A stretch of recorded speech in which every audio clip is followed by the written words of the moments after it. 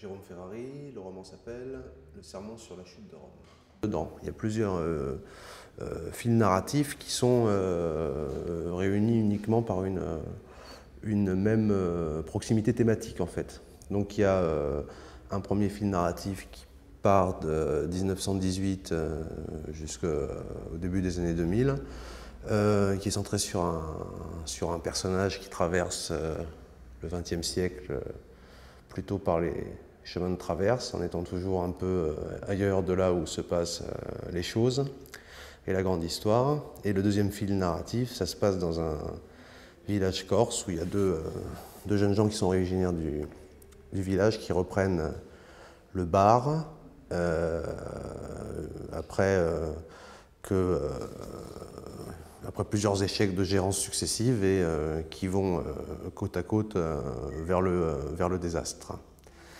Ah, il y a un troisième élément qui a donné son titre au roman, bien que le roman ne se passe pas du tout pendant l'Antiquité à Rome. C'est les sermons qu'a prononcé saint Augustin à Hippone en 410, après la prise de Rome pas par les Vandales, mais par les Visigoths d'Alaric, qui a été vécu à l'époque par certaines personnes, pas par saint Augustin lui-même, mais comme une espèce de fin d'un monde qu'on croyait indestructible.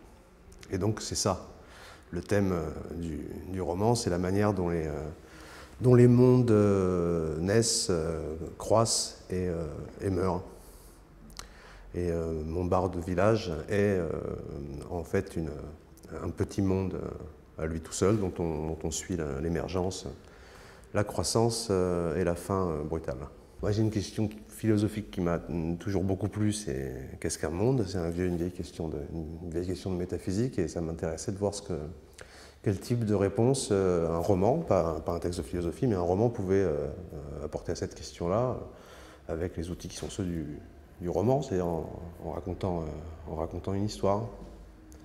Et c'est une variation, des variations sur ce thème-là. C'est un livre auquel je pense depuis très très longtemps. J'avais déjà imaginé l'intrigue de celui-là avant d'écrire celui qui est sorti en fait 2 ans avant. Et donc il a eu une gestation assez longue et même très longue. Et voilà, c'était un projet qui était déjà qui s'était construit. Il fallait qu'il aboutisse. Et le voilà.